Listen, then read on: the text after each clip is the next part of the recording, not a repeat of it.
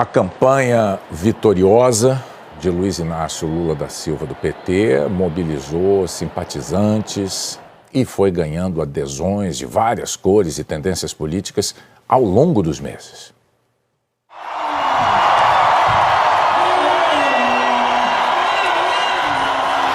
Na verdade, esse é um gesto de reverência, de agradecimento ao povo brasileiro.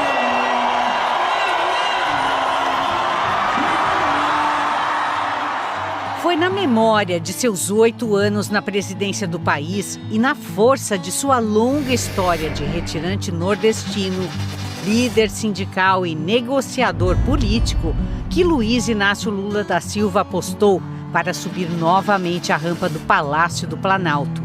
Deu certo. Essa bandeira aqui é a bandeira de 215 milhões de brasileiros que amam esse país. Aí já extrapolou. O posto será o mesmo, mas o Brasil mudou e a campanha para chegar lá também foi muito diferente das anteriores. Eu votando a presidência da República, eu vou ter que fazer mais e melhor do que eu já fiz. Quase 3 anos antes, quando Lula, em liberdade, em novembro de 2019, voltou ao Sindicato dos Metalúrgicos, seu berço político, ele ainda não falava em se candidatar, mas dirigentes e militantes já enxergavam nele a única ou a maior possibilidade de derrotar Jair Bolsonaro. A condução da pandemia foi o primeiro mote das críticas. Num país mergulhado em tristeza, doença e morte, Lula começou sua articulação política. Era o ex-presidente buscando reunir forças democráticas, nomes e apoios capazes de ajudá-lo a vencer resistências e ampliar seu eleitorado. E foi para isso que Lula, mais uma vez, surpreendeu na escolha do vice. Se no primeiro mandato a surpresa foi a união do ex-operário com o empresário José Alencar, em 2022 foi o convite a um velho adversário que chacoalhou a militância petista e os meios políticos. Um dos fundadores do PSDB, partido que durante anos polarizou disputas com o PT, o ex-governador de São Paulo, Geraldo Alckmin, deixou o ninho tucano e se filiou ao PSB para fechar a chapa com Lula. Quero somar os meus esforços aí ao presidente Lula e a todos para a gente recuperar emprego, renda, oportunidade para as pessoas. Queria estabelecer um critério de relação entre eu e o Alckmin agora. Daqui para frente você não pode mais ser tratado de ex-governador, eu não posso ser tratado de ex-presidente, você me chama de companheiro Lula, eu chamo você de companheiro Alckmin. A aliança, que já tinha 10 partidos no primeiro turno, foi se ampliando. Nós conseguimos construir uma relação política que a gente nunca tinha conseguido construir, e por isso a campanha teve a alegria e o sucesso que está tendo. Lula, paz e amor foi uma expressão usada por ele para suavizar a imagem de radical e vencer as eleições em 2002. 20 anos depois, o amor também entrou na campanha. Receba essa aliança. Viúvo, Lula festejou em maio a união com a socióloga Rosângela Silva, a Janja, numa cerimônia para 200 convidados, entre amigos, familiares, artistas e, claro, muitos políticos. A futura primeira-dama foi presença marcante na campanha. Essa é a nossa estrela, essa é a nossa esperança. Outra presença inesperada e marcante foi a do deputado federal André Janones, do Avante, que em agosto desistiu de concorrer à presidência e entrou na campanha para melhorar a comunicação do petista nas redes sociais. Eu fico muito feliz, muito honrado em poder fazer parte desse momento de reconstrução do nosso país. O estilo agressivo de Janones gerou polêmica interna, mas sacudiu as redes. Pessoal, todo mundo sabe a guerra que a gente está travando contra a disseminação de fake news, a guerra suja. A partir de hoje eu vou distribuir ali missões diárias, direcionamentos para que a nossa militância possa, como se diz por aí, bombar nas redes sociais, levando a verdade. Lula terminou seu segundo mandato como presidente da República com mais de 80% de aprovação, segundo pesquisas da época. Amealhou também grande prestígio internacional. Com o juiz Sérgio Moro declarado suspeito e com as condenações da Lava Jato anuladas pelo Supremo Tribunal Federal, Lula aproveitou os meses antes do início da campanha para viajar para a Europa, onde se encontrou com lideranças na Alemanha, França, Espanha e discursou no Parlamento Europeu. O mundo precisa de amor e não de ódio. E esse mundo nós seremos capazes de construir. Um abraço e muito obrigado.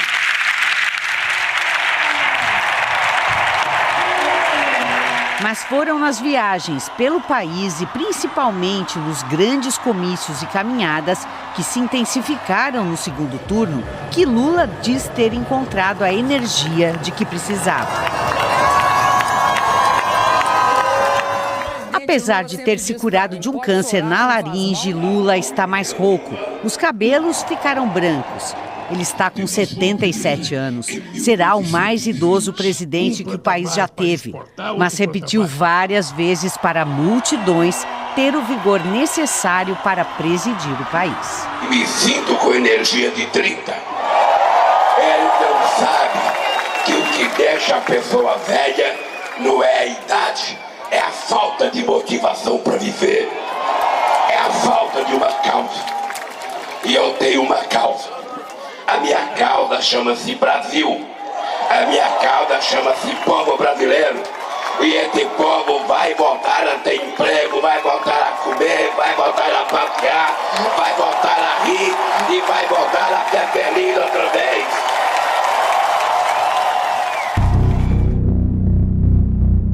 Os riscos à democracia foram argumento para que Lula atraísse ainda no primeiro turno apoios até de antigos críticos, como o jurista Miguel Reale e o ex-ministro do Supremo, Joaquim Barbosa.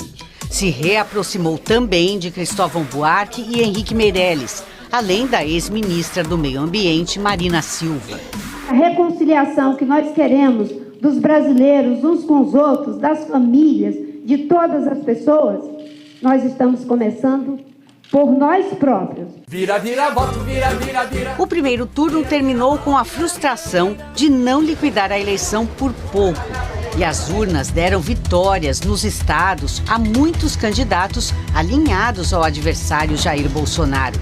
Mas com vantagem de mais de 6 milhões de votos sobre Bolsonaro, Lula saiu na frente para o segundo turno. No momento em que estamos chegando à totalidade das urnas apuradas. Luiz Inácio Lula da Silva, do PT, vai para o segundo turno com 48,39% dos votos. Estamos falando de mais de 57 milhões de votos. Eu nunca ganhei uma eleição no primeiro turno. Toda eleição que eu disputei foi no segundo turno. Todas. Sabe, o que é importante é que o segundo turno é a chance de você amadurecer as tuas propostas e a tua conversa com a sociedade. É de você construir um leque de alianças, um leque de apoio. Novos apoios vieram logo. O de Ciro Gomes, quarto colocado, foi tímido. Dizer que acompanho a decisão do meu partido, o PDT. Frente às circunstâncias, é a última saída. Mas Simone Tebet, do MDB, que ficou em terceiro lugar, entrou firme e decidida na campanha do antigo adversário. Fica aqui, a partir de agora, um compromisso, não apenas do meu voto, mas do meu total apoio à sua campanha e ao seu governo. Ela participou de encontros e do programa de Lula. Estou com Lula. Apesar das diferenças, o que nos une é muito maior. A democracia e o futuro do nosso país. Vamos com Lula, pelo Brasil. O ex-presidente Fernando Henrique Cardoso, que já tinha se encontrado com Lula, confirmou o apoio. Meus amigos e minhas amigas, você que melhorou de vida com o real e acredita no Brasil, nas eleições, não tem dúvida, vote no 13, vote no Lula, porque ele vai melhorar mais ainda a sua vida. Junto com ele vieram também outros tucanos históricos. Além dos economistas Pedro Malan, Pércio Arida, Edmar Baixa e Armínio Fraga, criadores junto com Fernando Henrique do Plano Real, que derrotou a persistente inflação brasileira nos anos 90. Nossa esperança de que na área econômica as coisas sejam bem conduzidas, inclusive porque o momento hoje é bem complicado. A temperatura foi alta na campanha do segundo turno. Foi uma guerra com o uso de fake news e pedidos de respostas ao TSE. Lula ganhou o direito de mais de 100 inserções no horário eleitoral do adversário. Temas como corrupção e religião também foram muito abordados. Lula se encontrou com religiosos. Escreveu uma carta compromisso com os evangélicos, em que defendeu os valores da família. Explicou que pessoalmente é contra o aborto e que sempre defendeu a plena liberdade religiosa. Nos discursos de campanha também focou na gestão da pandemia, na fome e no desemprego. E fez questão de destacar a força do Nordeste, que sempre lhe garantiu votos e que, mais uma vez, foi decisivo na conquista da vitória. Eu vou votar aqui depois da vitória. Porque eu tenho a obrigação de votar aqui para agradecer vocês. O Nordeste não quer tirar nada de ninguém. O Nordeste quer apenas ser tratado em igualdade de condição com qualquer outro estado. Ainda é um Brasil de contrastes e desigualdades que Luiz Inácio Lula da Silva vai presidir. Só que, além dos antigos problemas, o país tem agora novos e imensos desafios. O cenário internacional mudou radicalmente do primeiro para o futuro governo Lula. Efeitos da pandemia e da guerra da Rússia contra a Ucrânia prejudicaram a economia mundial e ficou pior para o Brasil e os países mais pobres.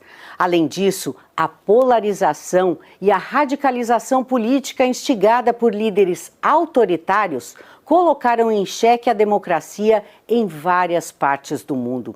Recuperar os valores democráticos, a economia e a paz social são algumas das tarefas do presidente que promete e precisa ser de todos. Eu não quero apenas governar. Eu quero cuidar de cada um de vocês, cuidar das nossas mulheres, dos nossos homens, das nossas crianças, dos nossos aposentados, para que esse país se transforme efetivamente num país rico, num país potente e num país motivo de orgulho.